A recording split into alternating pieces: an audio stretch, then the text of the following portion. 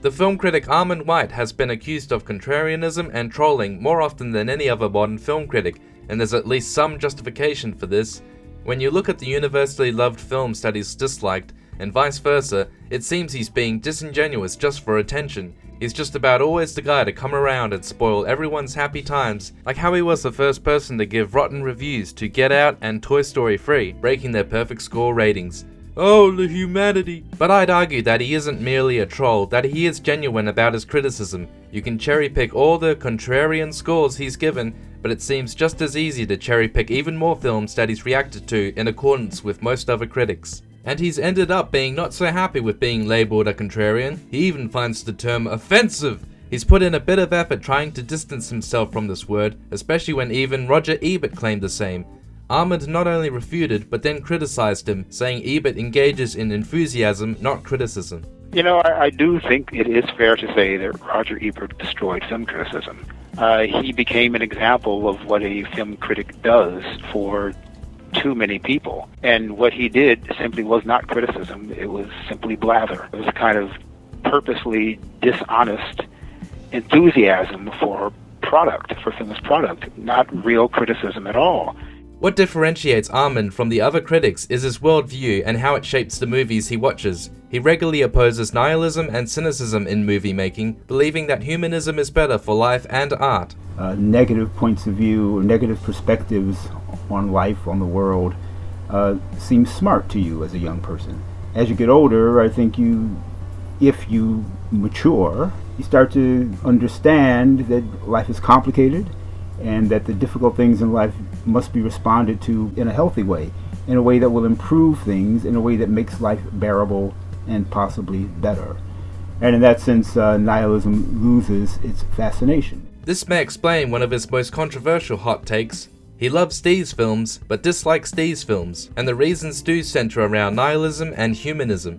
He wrote that Man of Steel emerged from the post-9/11 darkness, but that Nolan's Batman films used post-9/11 nihilism and emotionlessness to exploit the fanboys' embarrassment over their feelings. Even on a level regarding the aesthetics of the action, Armond claims that Nolan's flat, cold, pictorial style was only useful for his trilogy's cynicism, whereas Snyder's kinetic pictorialism provides a human essence, that it's moving rather than trendily dark. Well, take Armond's word for it as much as you want, but if he really wants to be a contrarian when it comes to the blockbusters at least, then he should have also hated on these acclaimed blockbusters. I guess they just had too much humanism. He's apparently a dude who's seen a shit ton of films from various different eras, and he stresses the importance for film critics to know their history. If you don't know film history, just don't bother us.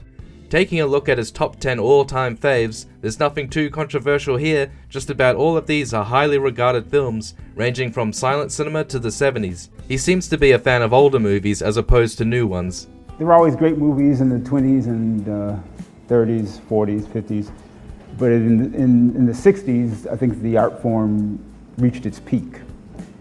I would even say that it's been downhill since then.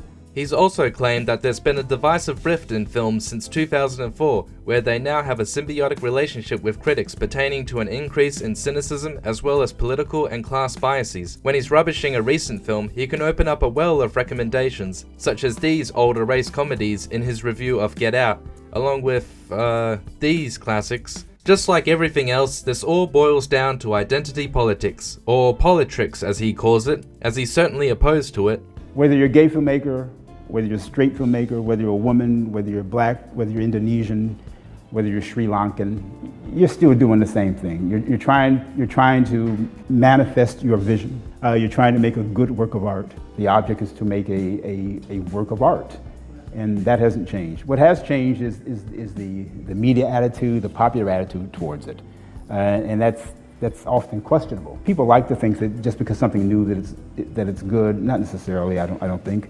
Although he may not want to necessarily consider identity politics in his criticism, the films certainly do, and it's something he must deal with.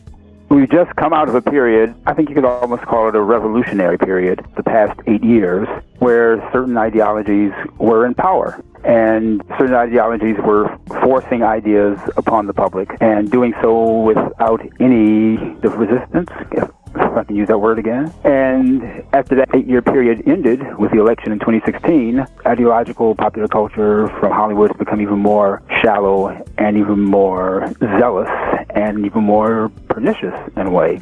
The reason why we have certain films like the movie Detroit, like the movie Three Billboards, like Spielberg's upcoming The Post, is because the people who make those movies feel the lack of the power that they enjoyed for the past 8 years, and now they're trying desperately to get it back by forcing certain shallow liberal ideas upon the public.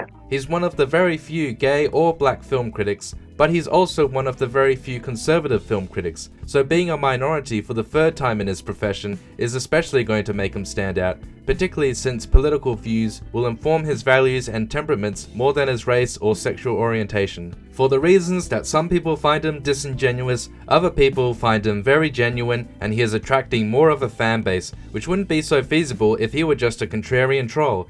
No one who is merely a disingenuous attention seeker can make a living out of it for 35 years like Armond has. But even if he is, in our current era of Rotten Tomatoes film criticism that can be so hive-minded, it would feel more welcoming to have a single critic going against the tide rather than with it. Armond is not a contrarian, but on the contrary, he's one of the more learned yet discerning critics out there today.